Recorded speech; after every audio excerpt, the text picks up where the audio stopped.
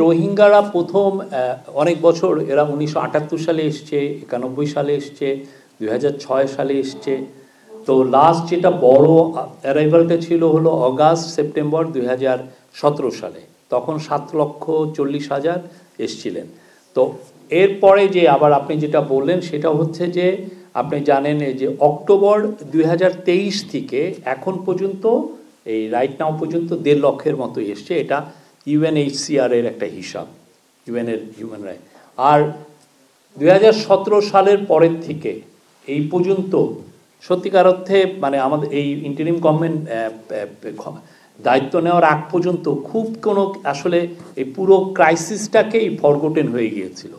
এই ক্রাইসিসটা নিয়ে কেউ কোনো কথাও সেইভাবে আসলে বলেনি। এই ইন্টারিম গভর্নমেন্টের সবচেয়ে আমি বলবো যে ওয়ান অফ দ্য সাকসেস হচ্ছে যে এই ক্রাইসিসটাকে পুরো ইন্টারন্যাশনাল ম্যাপে নিয়ে আসা, ইন্টারন্যাশনাল টকিং পয়েন্টসে আনা। এই জন্য দেখেন প্রফেসর ইউনূসের অনুরোধে এবছর সেপ্টেম্বরের 30 তারিখে একটা international, for the first time একটা ইন্টারন্যাশনাল একটি কনফারেন্স হলো রোহিঙ্গাদেরকে নিয়ে। সেখানে রোহিঙ্গাদের 4 জন লিডার ওইখানে কথা বলেছেন। ওয়ার্ল্ডের টপ যতগুলো দেশ ছিল তাদের প্রতিনিধিরা ওইখানে কথা বলেছেন। এবং সেই কনফারেন্সে ইউএস এবং ইউকে $96 মিলিয়ন ওদেরকে সাহায্যের কথা বলেছেন।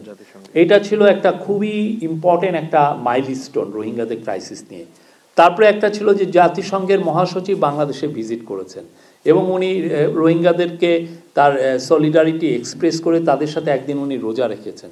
উনি আসাতে যেটা হয়েছে যে আবার এই যে ক্রাইসিসটা নিয়ে আবার ইন্টারন্যাশনালি কথা হয়েছে। কারণ আমরা আমাদের সর্বোচ্চ চেষ্টা দিয়ে এই যে এটা যে একটা ফরগটেন ক্রাইসিস ছিল সেটাকে আবার ইন্টারন্যাশনালি আবার আমরা গ্লোবাল ম্যাপে নিয়ে আসার একটা বড় রকমের চেষ্টা ছিল এবং সেই ক্ষেত্রে আমি বলবো যে আমরা সাকসেসফুল হয়েছি। এটা নিয়ে রোহিঙ্গাদেরকে নিয়ে কক্সবাজারেও এই বছরের 25 আগস্টে একটা 3-4 দিনের একটা কনফারেন্স হয়েছে। দোহাতে, কাতারের রাজধানী দোহাতে কনফারেন্স হয়েছে। আমাদের এফার্টটা সারাক্ষণই আছে, এটা নিয়ে যতটা এফার্ট দেওয়া যায়। এবং আমরা মনে করি যে এইটা যদি অনেক আগের থেকেই এফার্টসটা দেওয়া হতো 2017 সাল থেকেই, তাহলে আসলে এই পরিস্থিতি সৃষ্টি হতো না। কিন্তু উনি তখন তো যেটা হয়েছে যে উনি মাদার অফ হিউম্যানিটি এটা একটা সেল করতে চেয়েছিলেন, রিয়াল কাজটা না করে ওনার ধান্দা ছিল সেটা এই পতিত স্বৈরাচারের। তো ফলে যেটা হয়েছে যে ফোকাসটা চলে গেছে এবং ইভেনচুয়ালি যেটা হয়েছে যে ইউক্রেনের ওয়ার, সুদানের গৃহযুদ্ধ, গাজায় জেনোসাইড, এই পুরো জিনিসগুলো গ্লোবাল অ্যাটেনশনটা অন্যদিকে ডাইভার্ট করে নিয়েছিল। এই গভর্নমেন্ট প্রথম থেকে এসেই এই ব্যাপারে সিরিয়াস ছিল। প্রফেসর ইউনূস প্রথমে এসেই উনি যেটা করলেন যে হাই রিপ্রেজেন্টেটিভের একটা অফিস করলেন, একজনকে হাই রিপ্রেজেন্টেটিভ রাখলেন রোহিঙ্গা ক্রাইসিসটাকে সরাসরি ডিল করার জন্য।